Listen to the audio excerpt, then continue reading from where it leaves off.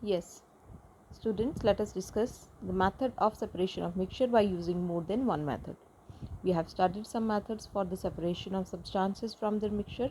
Often one method is not sufficient to separate different substances present in a mixture, and in such a situation we need to use more than one of these methods.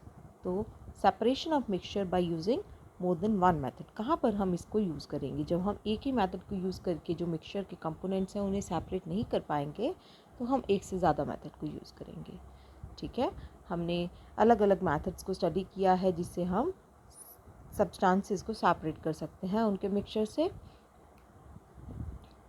तो इन्हीं methods को हम use करेंगे। Activity 7, to separate sand and salt from their mixture. Okay, to separate sand and salt from their mixture.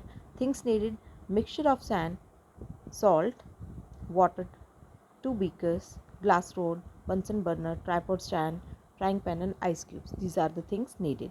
ठीक है, हमारा M क्या है? हमने सैंड और सॉल्ट को उनके मिक्सचर से सेपरेट करना है। Now method: take a mixture of sand and salt in a beaker. हमने इसको बीकर में लेना है सैंड सॉल्ट के मिक्सचर को, and add some water to it. इसमें हम कुछ वाटर ऐड कर देंगे।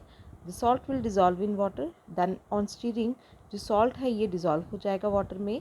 Leave the beaker aside for some time, कुछ देर के लिए हम इसको अनडिस्टर्ब छोड़ देंगे बीकर को। सैंड जो है ये सारा सेटल डाउन हो जाएगा at the bottom of the beaker. Sand settles down at the bottom.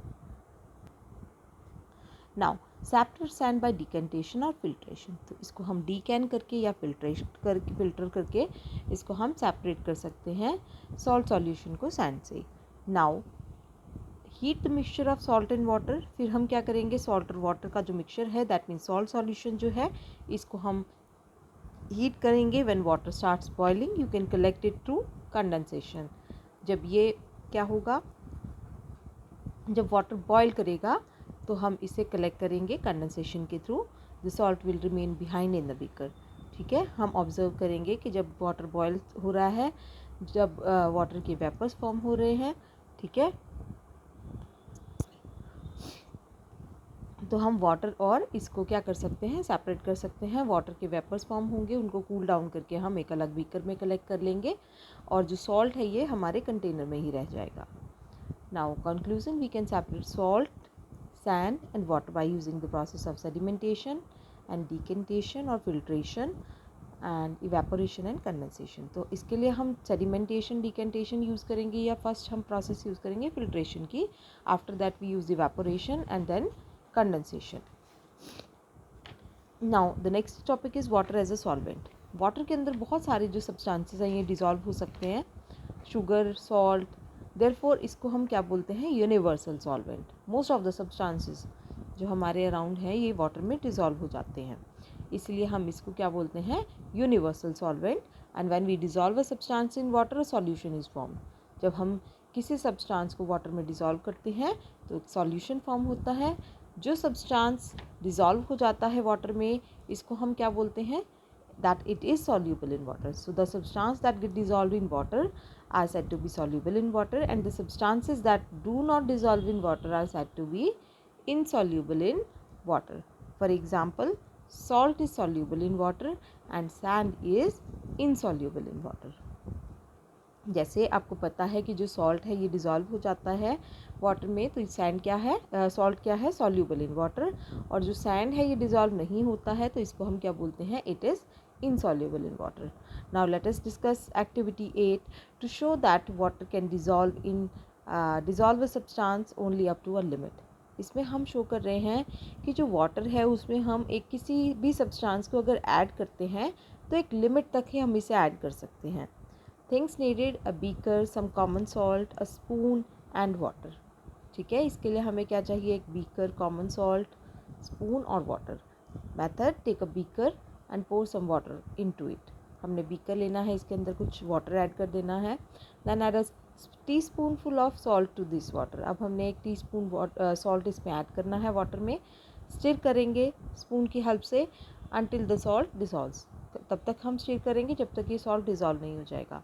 Go on adding more and more salt in water with constant stirring to dissolve it. तो हम salt add करते जाएंगे और इस stir करते जाएंगे इसे स्पून की हेल्प से, जिससे कि जो सॉल्ट हम ऐड कर रहे हैं ये डिज़ोल्व होता जाए। Observation, after adding a number of spoonful of salt we observe that some salt is left undissolved at the bottom of the beaker. जब हम इसको बार बार ऐड कर रहे हैं सॉल्ट को, after some time we notice कि जो सॉल्ट है ये अब डिज़ोल्व नहीं हो रहा है, ये बीकर के बॉटम पे कलेक्ट होना स्टार्ट हो गया है। This means that no more salt can be dissolve in the amount of water we have taken.